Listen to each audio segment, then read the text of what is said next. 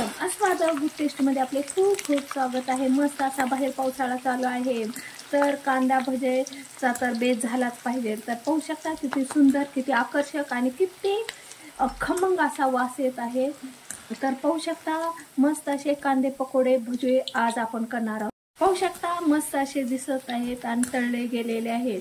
तर वेळ न घालवता मस्त अशा पकोडेला कांदा भजीला आपण सुरुवात करूया। मस्त कांदा भजी पकोडेला सुरुवात करूया। मस्त असा कांदा घेतलेला आहे, वरची सालपट काढलेला आहे, पाचोळा काढलेला आहे आणि नंतर एक लेयर काढलेली आहे। तर अशा प्रकारे मधोमध कट करायचा आहे। मधोमध कट केल्यानंतर अशा प्रकारे आपल्याला कांदा ठेवायचा आहे आणि अगदी बारीक स्लाइडमध्ये आपल्याला कट करायचा आहे। जेवढा तुम्ही बारीक स्लाइडमध्ये कट करताल तेवढा अतिशय सुंदर आपले पकोडे होतात। तर पाहू शकता हा कांदा कट करून घेतलेला आहे। तर मी कंप्लीट पाव किलो कांदे कट करणार आहे। तर पहा अशा प्रकारे बोलत बोलत आपला कांदा कट झालेला आहे, अतिशय बारीक। तर तुम्ही पाहू शकता अशा प्रकारे बारीक स्लाइडमध्ये मी कांदा कापून घेतला आहे। एक बाउल घेतला आहे आणि त्यात आपल्याला अशा प्रकारे पूर्ण कांदा चोळून घ्यायचा आहे, म्हणजे पूर्ण वेगवेगळा करून घ्यायचे आहेत पाकळ्या पाकळ्या।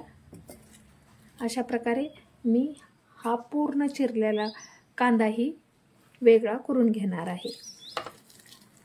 तसा कांदा मी चोळून घेतलेला आहे, अशा प्रकारे अगदी खुल्ला खुल्ला झालेला आहे, पाहू शकता।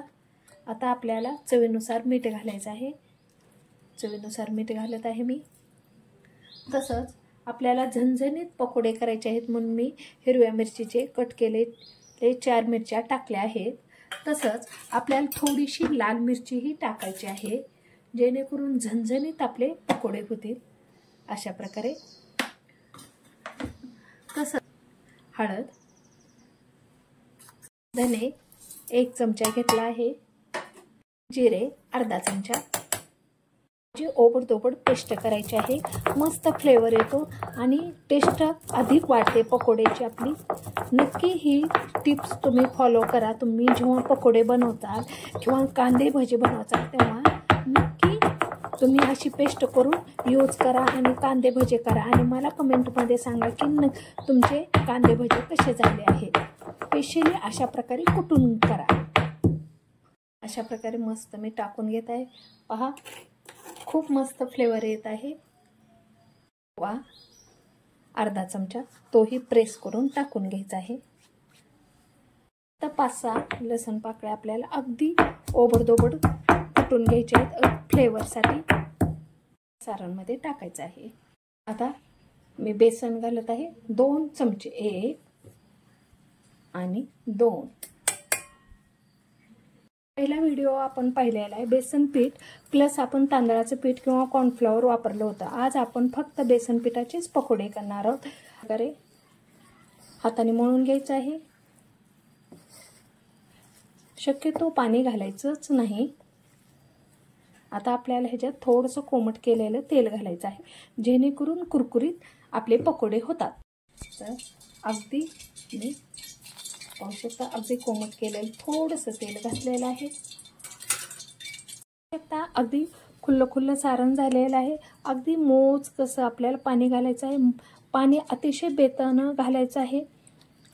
पहा अगदी आपल्याला अशा प्रकारे पीठ करून घ्यायचं आहे। ह्या ठिकाणी तुम्ही कोथिंबीरही घालू शकता। खायचा जो चमचा असतो ना तो मी 2 चमचे पाणी घातलेलं आहे। पहा अतिशय सुंदर असं सारण झालेलं आहे। चला आता आपण तळून घेऊया।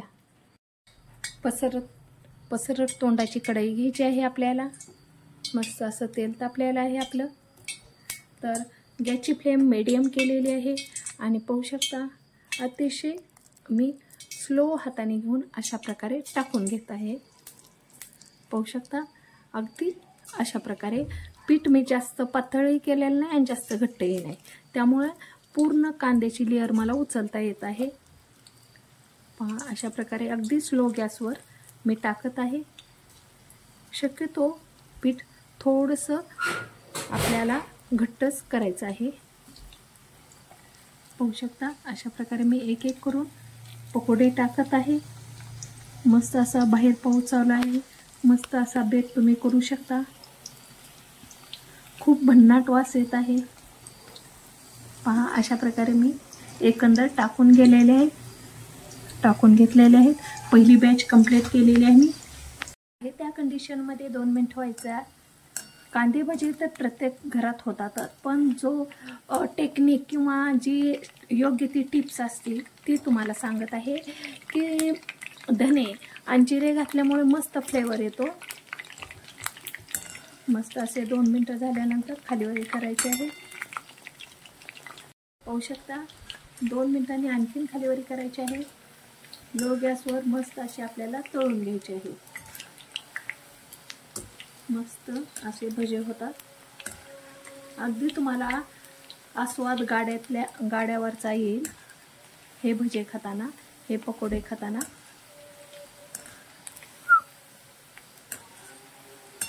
अगदी आपल्याला लो गॅसवर तळून घ्यायचे आहे. एक बॅच तळण्यासाठी 3 ते 4 मिनिटं सहज लागतात. आता मस्त असा कलर चेंज झालेला आहे. पहा, खूप मस्त कलर चेंज झालेला आहे. परत तेलाची बुडबुडही कमी झालेली आहे. मस्त असा सुगंध शेजारी पाजारी दरवळत आहे. असा मस्त बाहेर मस्त पाऊस चालू आहे. पाहू शकता, खूप मस्त तळले गेलेले आहेत. खूप मस्त कलर आलेला आहे. आता मी काढून घेते. त्यावेळेस अशा प्रकारे झारणं तिरकं करायचं आहे आणि तेल विरहित झाल्यानंतरच काढून घ्यायचं आहे. पहिलेही मी तशीच काढून घेते. मस्त असा दुसरा राऊंड चालू आहे पकोड्याचा. त्याच कंडिशनमध्ये अगदी मी स्लोमध्ये टाकून घेत आहे. पाहू शकता, लो गॅस करायचा आहे आणि टाकून घ्यायचे आहे. आता पूर्ण मी टाकून घेणार आहे. अशा प्रकारे माझे टाकून झालेले आहे. 2 मिनिट आहे त्या कंडिशनमध्ये ठेवायचं आहे. प्रकारे 2 मिनिट झालेले आहे. पहिल्याच पद्धतीनं आपल्याला हेही भजे तळून घ्यायचे आहेत आणि त्याच कंडिशनमध्ये त्याच सिस्टीममध्ये मी तळून घेणार आहे. पाहू शकता, 75% आपले पकोडे तळून झालेले आहेत. तर 5-6 मिरच्या मी नकलून घेतल्या आहेत. ते तेलात टाकणार आहे. केव्हाही मिरची तळताना ते नकलून घ्यायची, कट करून घ्यायची आहे मधोमध आणि टाकायचे आहे. अशा प्रकारे तळून झालेले आहेत. आता मी काढून घेते. मस्त कांदे भजे कुरकुरीत असे तयार झालेले आहेत. मस्त असे पकोडे तर पाहताक्षणी किती सुंदर दिसत आहेत. पाहू शकता, मिरच्याही किती सुंदर तळले गेलेले आहेत. तर पहा, मस्त असा भजा आपण कुर्र आवाज आला का नाही. पहा किती मस्त झालेले आहेत, किती मस्त फुललेले आहेत.